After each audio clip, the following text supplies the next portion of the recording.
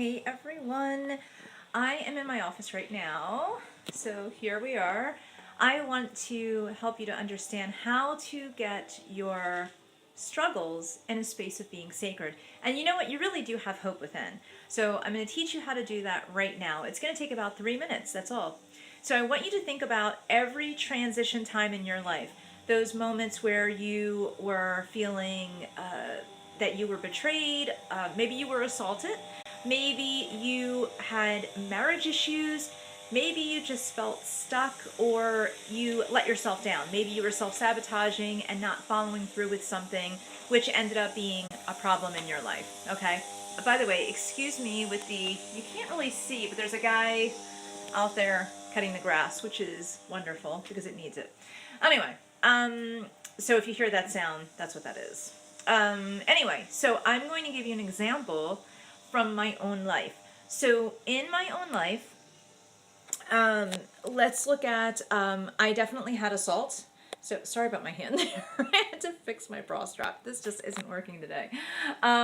So when I was assaulted and I was like 20 years old, I want to think of I want to make a timeline of everything that's happened to me, and that's part of the timeline. So that's what I want you to do, a timeline, and it might feel really depressing, okay? That's okay.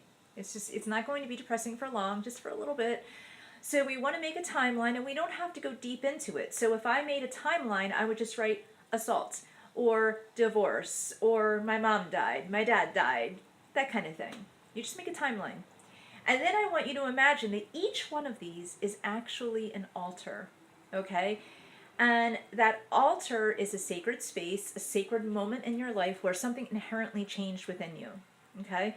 And you're probably thinking that things changed for the worst, okay? And I understand that. So what I want you to do is now take that moment and find the sacredness in it by looking at what you lost, okay? I'm going to go to my assault that I had, which was horrific. It was horrible, okay? And so I'm going to think about that. I'm going to think about, what did I really lose there? I lost a level of innocence. I lost a level of trust in humankind, okay? So if I lost that, how is that sacred? Like, what am I talking about where I would think that that's sacred? So what's sacred about it is that in the loss of trust and the loss of innocence, what I gained was savvy, and what I gained was being more cautious and being more alert and awake to the world around me.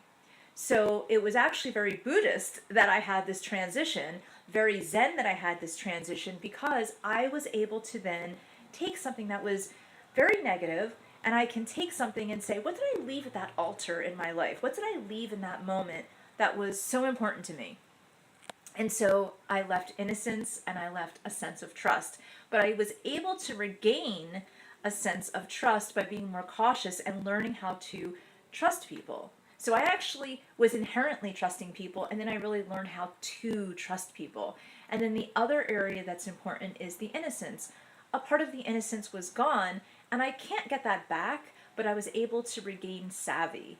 So I want you to look at the areas in your life, what was taken away at each altar, we're going to call them. Every single altar, what was taken away, and in those spaces, what were you able to gain? How were you able to transition yourself to be who you are today? So you need to look at the positives. So at every altar is a sacred space. What did you get from it? So there you go. That's what we are going to be working on today. So definitely right below, share if you will, and let's have a discussion about what you might have lost. And if you're having a struggle, let me know, because I probably can help you find what you actually gleaned from those horrible experiences that are actually sacred.